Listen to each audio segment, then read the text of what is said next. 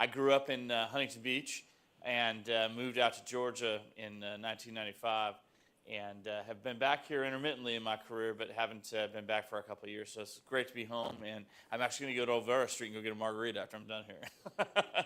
There's, I know, at least I used to know, grill a hole in the wall over there that you could go enjoy stuff. So, well, first of all, I'm here today to talk a lot about blockchain. This is a subject that I'm sure everyone in this room who's a technologist or a scientist has heard a lot about blockchain, heard a lot of noise probably about blockchain. And, I hope that after our discussion today that you all leave this room with a very good understanding about what it is, what it isn't, what good applications and use cases for its utilization are, and where we are as an industry, in going forward, with this technology. So first of all, just for my edification, if I could just do a quick query of the audience. How many folks here work in health systems and in IT and health systems? Awesome. And how many folks here work for payers? How about telemedicine? Telemedicine? And how about outpatient specialty clinics? Anyone from the outpatient side of the house? Okay, wonderful. Well, it looks like we have a very good diverse group here in terms of talking about this. First and foremost, I'm going to talk about hashed health. Has anyone here in the room heard of hashed health? Heard of us? Well, so Hash is out of Nashville, and the company was founded by a gentleman named John Bass. And John Bass is one of the gentlemen who founded a software company that became GHX, or the Global Healthcare Exchange, back in the early 2000s. He then went on to create another diagnostics management company that was acquired by HCA. And after it was acquired by HCA, he really developed a keen interest in blockchain and how it could be utilized in healthcare. They put the company together about 2.5 years ago. It's funded by Martin Ventures out in Nashville, which is the former, Martin is the former owner of Vanguard Health Systems. And, they believe that this technology is similar to where the internet was at in about 1995 as far as enterprise use cases. So, Hash has become, by the de facto standard, the international leader in this space. They've not only worked here in the United States, but they've worked over in Israel, in Asia, in the Middle East, in China, and other countries where, where healthcare utilization and applications for blockchain are significantly sought after. Right now, as a company, we have 3 key things that we're working on. I'm leading what's called the ProCredX, or Professional Credentials Exchange, which we'll talk more about in a little bit. A fascinating technology called Bramble, which I'll talk a little bit more about later. And then a contracting engine for payment processing and payment management that is in its genesis, as we speak. So first of all, a question that I try to play out very early in our conversation is, why blockchain? What is it? What's it good for, right? Blockchain basically creates trust, transparency, incentives, and network effects, meaning it brings parties together to exchange value. We'll talk more about that also in a moment. For us, what we're trying to do is take things that fit into that grid of attributes and create solutions for large organizations or large groups of organizations, or products that we can develop and bring to market that leverage that capability. So today, in my conversation, we're going to try to shoot after 3 core objectives. I'm going to try to give you a non-technical introduction to blockchain. I know enough about it to be dangerous, but I am not a solution architect for blockchain, so please bear with me in that regard. Explain how blockchain really works and how it can solve real problems in our industry, and then look at a deep dive into what I'm personally doing, which is practitioner identity and credentialing, and how blockchain creates almost a perfect solution for that problem. Okay, any questions so far? All right, good deal. So what is blockchain? What is it? Is it Bitcoin? Is it cryptocurrency? Not really, right? Blockchain is a distributed ledger that essentially creates the ability to move trust between counterparties in transactions. It is a market-level source of truth, meaning that all members of a market can rely upon the data that is stored within the blockchain, or a blockchain, I should say, to verify the sanctity of a specific transaction or group of transactions. This is really key. It moves the application from database-driven stuff to a network. It's a truly distributed technological solution. It also allows for us to completely re-engineer value chains by essentially getting rid of the middleman. Finally, it provides us for a spectrum of trust-based transactional systems, and the applicability is substantial in markets like healthcare. So the world's very first blockchain was created in 2008, and it was called, as probably everyone in this room knows, Bitcoin, right? It was a rudimentary, exceptionally rudimentary technology, but it worked, and it worked well. And look at the market cap for Bitcoin at one point was, I think, what, $600 or $700 billion at one point while it was in its peak. And the entire crypto market is still in the $500 billion or $600 billion range right now in terms of market cap. So here's this simple, rudimentary technology that was developed as an open source platform, put out in the market, creates a currency exchange, essentially international, non-fiat, dollar, yuan, whatever, based currency exchange, and it explodes over the course of 4 or 5 years, right? What happened in about 2013 is IBM's, Intel's, the Microsofts of the world said, there's something here. We can use this very simplistic example of a blockchain and create an enterprise level infrastructure to manage and secure transactions in a very, very effective enterprise level way, much like these same companies did with the internet back in the mid-90s. They said, look, here's a way where we don't have to have VPNs and private networks anymore to connect different organizations together. We can create applications that anyone who has access to this World Wide Web thing, can go online and pull up with a click or, an entry in an address bar and get some value, right? So what Bitcoin did for the industry, and this is very, very important, Bitcoin proved that by moving trust to the software, that we can change how digital assets are moved through value chains. Okay, so it sounds like a lot of consultant-esque type words, right? But think about this again for a second. A digital asset, a token in the case of Bitcoin, right? A cryptocurrency token. And instead of having to use a bank to say, I'm going to put my token in an account, and then you're going to come to the bank and you're saying, I want to withdraw a token from an account, you and I are exchanging information peer-to-peer. And I know that when I press send, that transaction is going to go to the counterparty and never be modified, never be changed, not hacked. It's going to be clean, and I know that I can rely upon it. Yes, ma'am. So that's a very, very good question. So what blockchain really is a combination of technologies that are not new, right? Cryptographic algorithms that were developed in the 80s, right? Very simple ways, or not simple, but very effective ways of hashing or applying mathematical formulas to a series of data and deriving a key or a hash, as it's called in the Bitcoin or the blockchain world, that says if you take all this data and you essentially apply this very complex cryptographical formula to it, and it doesn't equal this 256 byte hash, then it's changed.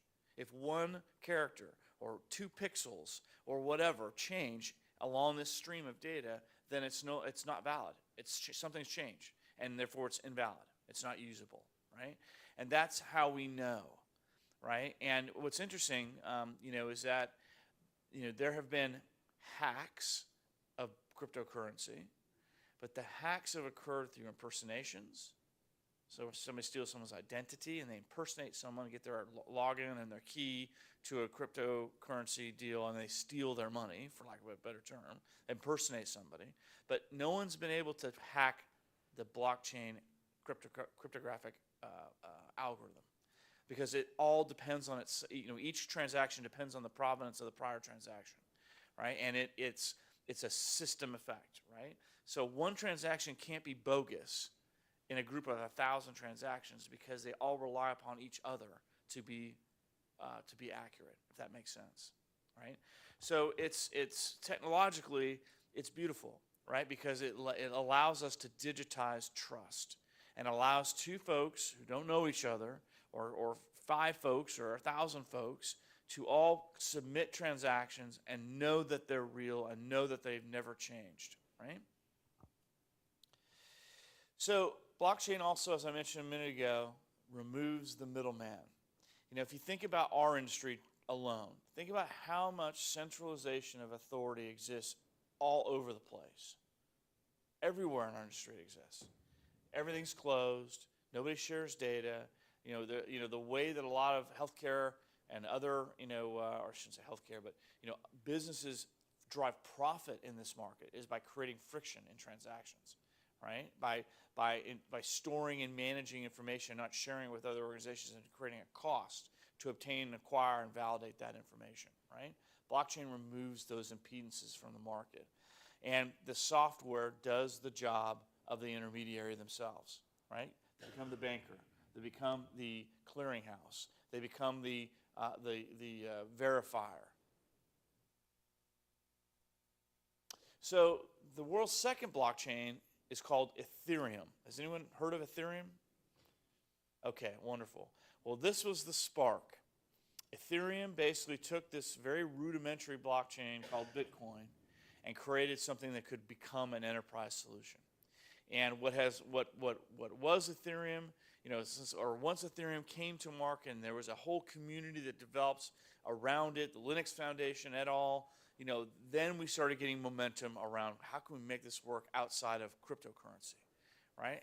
Today, there are probably 5 or 6 major protocols, meaning blockchain, transaction processing models that have derived from the origination of Ethereum, and we're driven by this recognition of the ability to create enterprise solutions. So you have on one side of the ledger things like Corda. I don't know if that rings a bell to anybody, but R3's developed a protocol called Corda that is very effective for one certain kind of set of applications, right? And there is, of course, Ethereum, and there's Hyperledger, and there's Microsoft's new Cocoa platform that's coming to market, Intel's Sawtooth Lake protocol, all these different things, and they all have very nice, interesting niches that they fit into, and they're today, heretofore, completely evolving every single day, right? And if you think about it, what's happening is that we're starting to move towards the third iteration of the internet, right? World Wide Web number 1 was information, search engines, basic data exchange and connectivity amongst parties. Worldwide Web, or the Web 2.0, or things like personalization and reputation management, the Facebooks of the world, LinkedIn's of the world, et cetera, et cetera. And where the web will be moving for its third iteration is this core exchange of value and assets, right? This is where things are going. And I believe it will be exceptionally disruptive, exceptionally. Because once we, as consumers, as business people, realize that these inefficient, friction-filled intermediaries that stand between different counterparties and transactions can be eliminated or greatly reduced by software, then that opens up floodgates for innovation and for new ways of doing work in business. So again, lots of noise around blockchain, right? There are a couple of tests that we use when we do a client engagement, for example. When is hired to help someone create their blockchain strategy. We kind of look at these 4 things as saying this is what makes a blockchain solution viable, right? First of all, is this a market-level, multi-constituent problem that we're trying to address, right? So if you're an individual company, there's really no need to create a private blockchain for something that you're going to use internally, right? There's really no need, because you really don't need it because you can trust yourself, and you just need to create some type of ledgering system to manage transactions, but you don't need the complexity of a blockchain.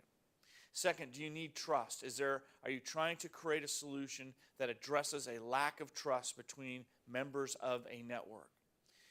3, do you need transparency? Meaning, do the right parties within the network have to be able to see the transactions that are taking place across the network? And 4, and probably most important, is there an alignment of incentives? Meaning, if I'm, as I mentioned a few slides ago, if I'm creating this value and I'm digitizing and monetizing value on an exchange or on a network, are all of the parties that are playing together in this network equally aligned? What's their incentive to use this platform or this exchange or what have you to share information and share transactions? So there's two, in addition to what I just said, there's 2 layers of complexity, right? First of all, to the young lady here who asked a question earlier about the trust, right? The first layer of value is this immutable ledger, right? Meaning you've got a shared registry of every transaction that has ever taken place on a particular blockchain. And by doing that, you move the trust factor from people to the protocol, right? To the ledger itself. And basically you overcome the limitations of what's in place today. Meaning, you don't, for example, there's 2 great examples. One, claims transaction processing is built for working with massive amounts of data and huge amounts of volume and moving as quickly as possible, right? Fiat currency, meaning a dollar bill, is not programmable. I can't put conditions or terms into a dollar bill and have it do something when those conditions or terms are met, right? The second thing, and this is fascinating, fascinating technological advance, I should say, is this notion of smart contracts. Is that term familiar to folks in the room? Smart contracts or workflows. What this means in the blockchain world is that I can create a contract or a workflow. Think of it that way. It might be a more simplistic way of thinking of it. That says when these different conditions exist, then do these things, right? Let's say the inventory level for drug X gets to this level, reorder, right? When the temperature reaches this degree, turn the cooler on, right? These are exceptionally simple examples, but it's programmatic rules that are built into a blockchain that then drive a rules engine that's managing the whole entire transaction ledger itself and the way that the folks are interacting by and between the different counterparties, right? And by doing this, you create in and of itself intrinsically a way of forming new applications on top of this layered trust. So here's the rub. There are 3 key parts to the puzzle that have to come together, right? And if they can't come together, then blockchain probably is not a great fit for a solution, right? The first one is the business model, right? Is what you're trying to do from a business perspective make sense, and is it a good fit for the technology? Secondly, technology itself, right? Are the infrastructure components that you're proposing to use a good fit for blockchain? And third is the network governance structure.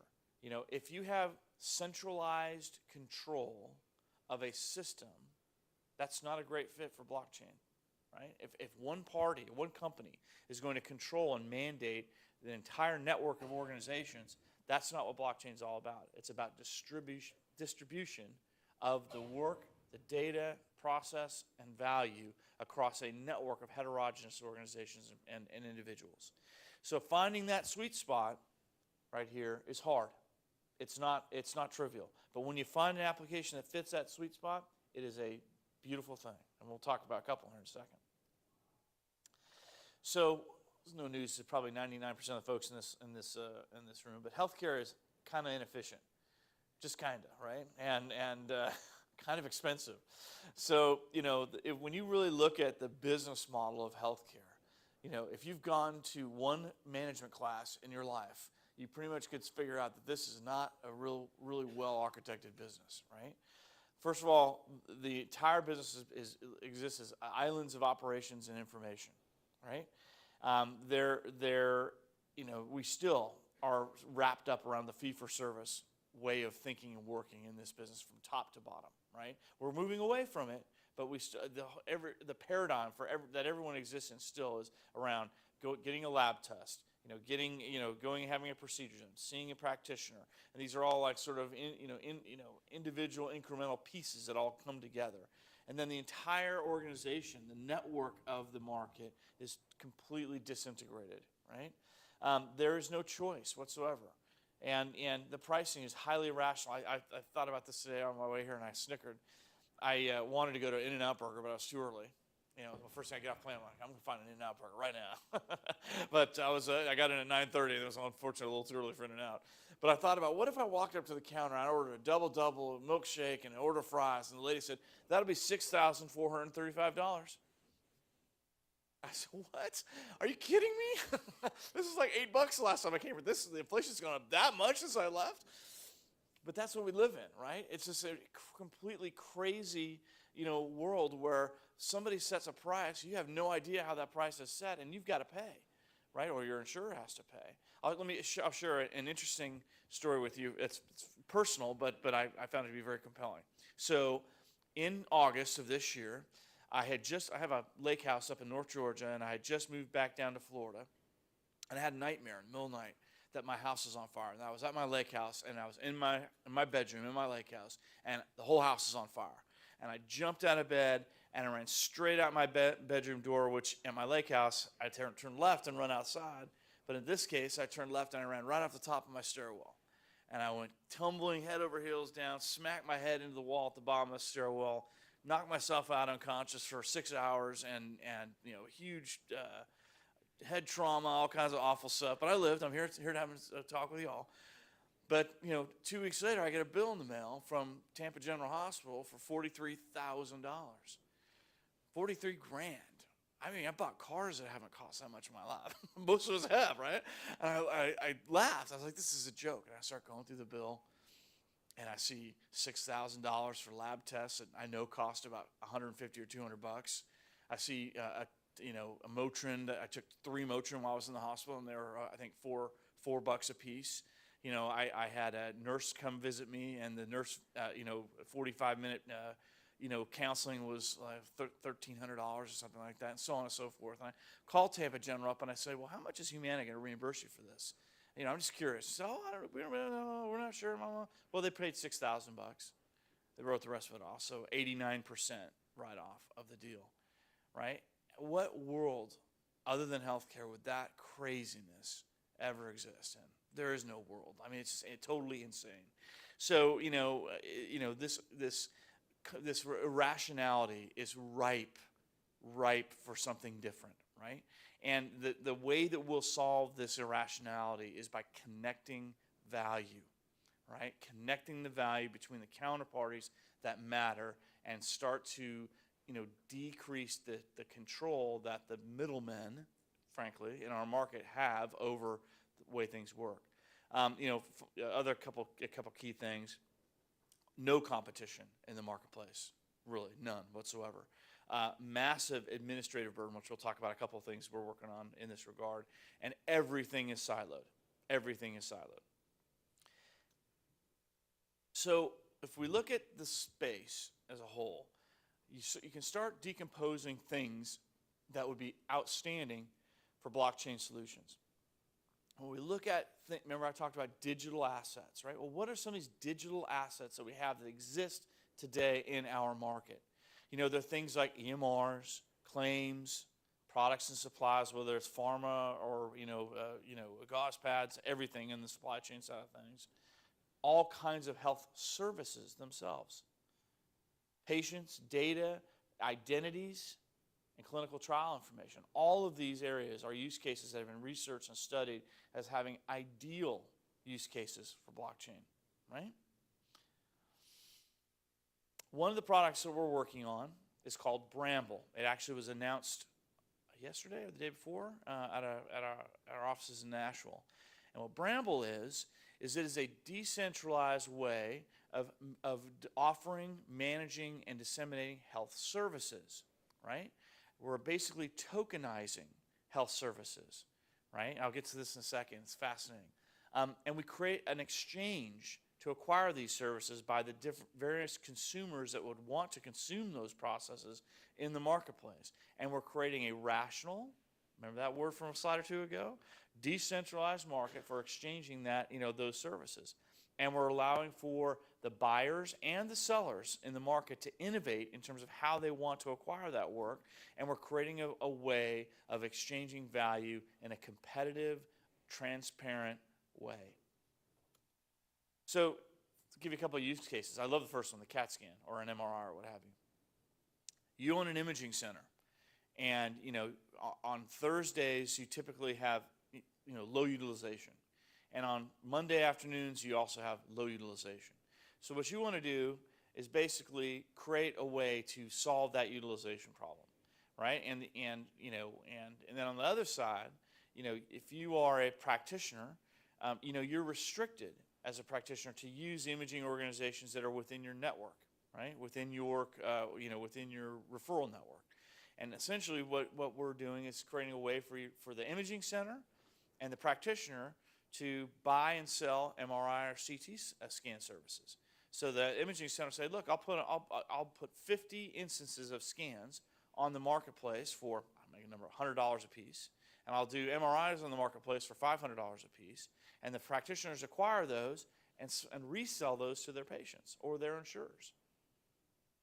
All right? And then at the end of the day, like the secondary market line here, say that acquisition of those bulk services, has a timeline, an expiration. Let's say it's December 31st.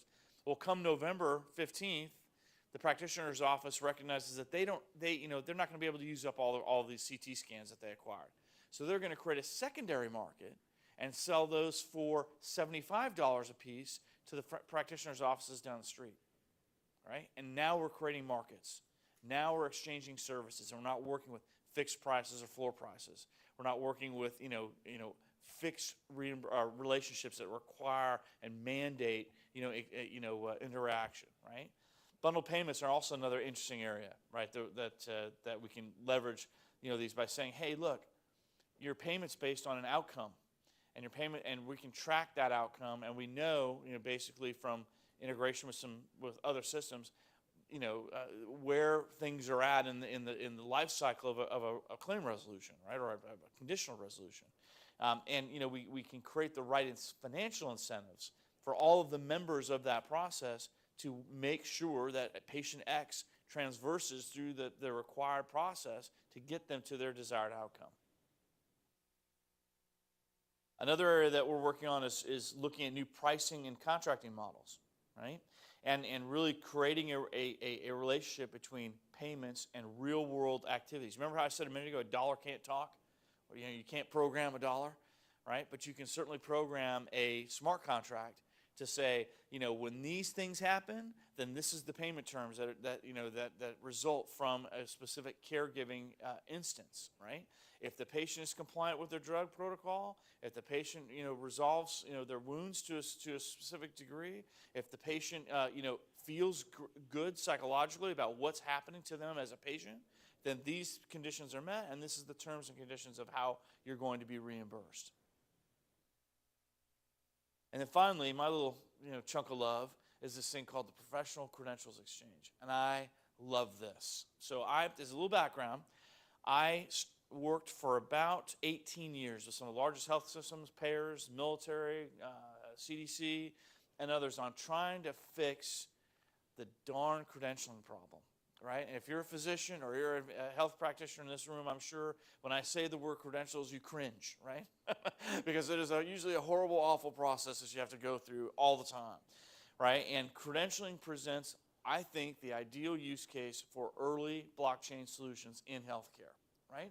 It doesn't involve money, it doesn't involve PHI, it doesn't interrupt claims processing. It solves a big, ugly administrative problem that affects virtually everyone, right? What we're doing is building, and I'll show you this in detail in a moment, a distributed exchange that allows counterparties, whether you're a payer, an outpatient specialty clinic, a hospital, a physician's practice, a telemedicine company, you name it. If you deliver or pay for care in any way, shape, or form, you can become a member of this exchange and basically request and receive verified credentials from anyone else who's a member of the exchange and know that the data that you're receiving about a practitioner is accurate and reliable, right? So, why now? I have to say that in the last 7 or 8 months, I've met with some of the largest payers, health systems, software companies, you name it. They all recognize this is a universal problem, and we need to fix it. The market economics are no longer allowing us to take months to manage a credentialing process for a practitioner and get them billable and seeing patients in an organization, which is frankly how things exist even today, right? Create a way to manage this information and share it reliably. I also want to say that we're not building a credentialing system like a Cactus or Simpler or Echo or what have you. Rather, we're giving those systems infrastructure to leverage the electronic transition of this credentials data. So first, a quick look at the data. Credentials information is an exceptionally complex data set. Anything can be called a credential. A hospital may say, I need a picture of your license plate for the parking deck. I need a copy of your immunization record. I need a letter from your high school principal saying you're a good person. It doesn't matter. They can say whatever they want, right? And you have to have the ability to capture, contain, and process, systematize this data in a way that's efficient and effective. Today, that doesn't exist in the marketplace. Most credentialing systems are set up to manage a paper process that was developed probably in the 40s or 50s, right? That followed the academic appointment process that was developed in the 1800s, right? The data set itself is inherently unstructured. There's no standard anything. And also, the data varies by occupation. So a surgeon may have a different set of credentialing requirements than a psychiatrist or a nurse practitioner or a medical aid. They all need credentials, but they have very different or can have very different elemental requirements within that data set. So that was the first problem we had to solve. Second problem we had to solve was the redundancy. Every single organization in healthcare stores, manages, and processes this information, right? If you're a healthcare practitioner, God bless you if you're in private practice right now. If you're a healthcare practitioner, you may be privileged at 3 different hospital systems, maybe enrolled with 25 different payers, a member of 2 or 3 networks, right? And also, have privileges at a couple of outpatient clinics. Also, some telemedicine stuff. Maybe even some direct-to-consumer, stuff like Heal, right? Every place that you are working or being paid by requires your credentials information to be collected, verified, analyzed, and maintained ad infinitum, right? So this poor person may have 28, 30 different organizations that they're concurrently managing their credentials with as a professional administrative chore in their career. And what we've done is we've built a true exchange that manages the data problem, which is this database that you see at the bottom. We built a very elegant data model. It's a hybrid between MongoDB and SQL Azure. A platform that incorporates both, normal or traditional platform applications as well as some machine learning and some AI to analyze that complex data. And then the blockchain to provide the transaction processing to help all counterparties working within the exchange know, see, visualize where this information came from. It came, I'm looking at a board certification that came from directly the American Board of Medical Specialties, and it came on May 22nd, 2014, and it's a valid certification and does not expire until 2020. I know it's there, I know it's real, and I know where it came from, right? We also are building, a suite of applications initially to provide the ability to request, create your smart contracts essentially, consume credentials information across the exchange, and submit credentials back into the exchange. Also setting up a set of apps for primary sources like licensing boards and so forth that are going to do things in bulk and needs a little different set of requirements. And then finally, the participant app, or in many cases, practitioner application, right? So and at the center of this is the practitioner themselves, right? They manage the distribution of the data across the exchange. authorize its use in both granular and macro methods, and basically say, I want this party, I authorize this party, I authorize Aetna, I authorize Humana, I authorize Sentinella Hospital, to have access to my information. And also they're requesting some private information I'm also going to give them access to that's not public, on the, in my normal profile, and so on and so forth. And give them one place to manage all those requests for all those credentials in one master profile, and make it simple. And also let them see who's accessed my information. Where did it go? How is it used? Where is it going right now, right? And have that ability to touch, feel, and see, where that information, exists throughout their professional domain. Of course, if anyone was, questioning, we are giving them the ability to delegate that as well to an office manager or to whomever, that they would like to do. We're also exposing APIs for software vendors or other, applications that are in the marketplace to consume that information, both from a, request and a submission perspective as well. And finally, a kind of a bulk, if you want to call it that, sort of a bulk transaction processing engine for large sources of information that will be put out here. So now the point I raised a little bit ago about what makes a good blockchain application that we haven't touched on yet is incentive. Well, why the hell would anybody use this thing, when they've got 5,000 other things to do around this data set and just not change what they do today? Because we're monetizing the value.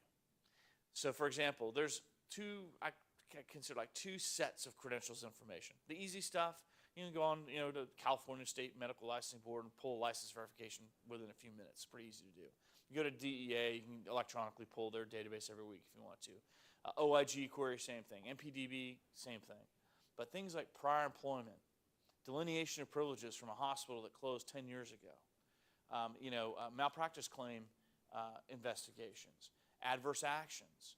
These are the things that take months to acquire, review, and get through the process, right? And if you as a hospital or a payer have spent 70 person hours working on an employment verification or delineation of privileges, there's a lot of value there. And the reason why people don't share this often is because I'm not giving this away. I worked my tush off on this for a month and a half to get, and they can go do the same damn thing. Unless I can make a little money. So what we're doing is we're giving healthcare organizations, the folks in the medical staff office, the ability to say, our organization invested $1,000 in creating this credential. We'll sell it to a person who wants to buy it for $50 or $60 or $5, whatever the market will bear. But the next 90 organizations that need to collect and verify the same piece of information throughout this practitioner's career can acquire it in 2 minutes or a minute or 30 seconds, whatever the case may be, versus spending a month and a half on it. Now you aggregate that across all of the rest of the credentials that this person has in their portfolio, and we take this process from months to hours. Months to hours, right?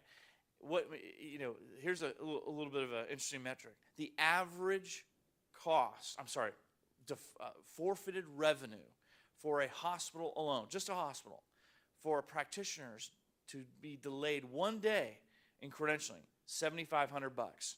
That's the net revenue a hospital forfeits every day a practitioner is not through the credentialing process. The average life cycle right now, 4 to 6 months, right?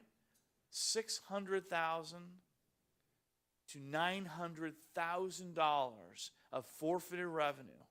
Think about that for credentialing. That's a massive amount of money, right? You hire 100 physicians a year in your organization. Do the math, right? It's a hell of a lot of money you're walking away from for a paper process. So if we can create the incentives to say, look, we'll make this a 20-day process and not an 80-day process. Right there, we're creating, $450,000 of value per hire. Plus, they can make some money on selling the credentials as well. That's gravy, right? The real value is making this process simple, faster, and basically relieving the entire market of the friction that this causes, across the space. So finally, there's a couple of other areas that I think are interesting that you all should be thinking about in your entrepreneurial and innovative ways. Data markets.